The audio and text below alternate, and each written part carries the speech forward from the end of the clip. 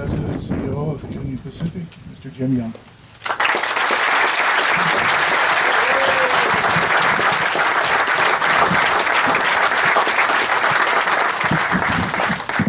Good morning, everybody. Good morning. You know, on my way over here, they're telling me it's going to be hot and humid, and growing up in the Midwest, one of the things I learned a long time ago, it's great for the corn production, right? And you have my commitment here. I know they're predicting record yields out here. You have the commitment of Union Pacific that we'll handle that product. Governor Culver, thank you for being us. You and I have been at several rail-related projects last couple of years. Special thanks to Mayor Holm and many, many people that brought this project to fruition. This railport will be the only railport that we have in Iowa. You can say, what's the significance here? You have right behind us here, this is one of the, I'm sure they're holding trains for us right now. This is one of the busiest rail corridors in the world. And if you think about what it serves all the West Coast ports. So products that you either produce or consume here can move to China. It serves Mexico. It can move product to and from Canada, and it can move product east.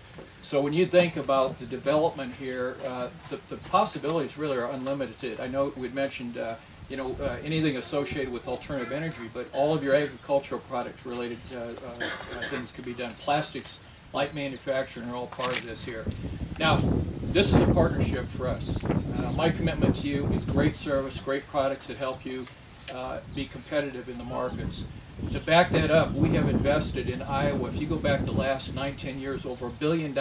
We build and maintain our own highways. You look at that back there, UP owns that, we maintain it. We've invested over $1 billion in expanding capacity. We've got another major project here with our bridge here in Clinton that we're looking at. Thank you for the support there.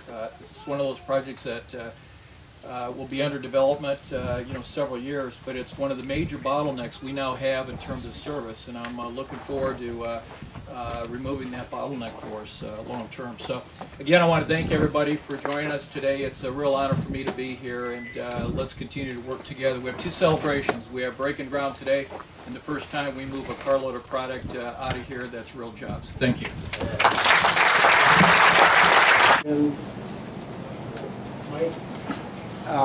Jim, I just wonder what you could comment about the plans for the new bridge that's been under discussion for a long time, and it will certainly be important to this area and the UP. I'll repeat the question so everybody can hear. It's the plans for the new bridge that we're talking about. Well, it's underway. There's been great cooperation with the state, with the local people in terms of taking it down the road here.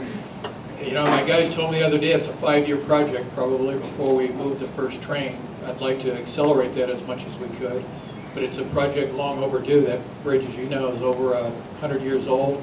It's now a primary bottleneck when you think about moving 50, 60 trains east and west. So, it's underway. And I talked to my board of directors here at our last board meeting.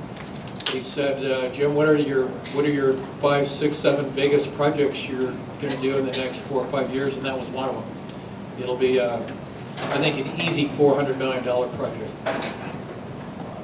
I'm as anxious as anybody to get it done. Trust me. And I hope I have 5 years left in the job. So yes, sir. What about the Lowmore project? In terms of moving it? Yeah, well, that'll be part of it. In terms of as we move down the road here, and I've got my superintendent, Carol Birchfield, is right here. Carol, do you have any more to add to that? Well, I mean, what I can add is that pretty loud. I don't know if I can. Go ahead. What I can add is that we've done the purchase.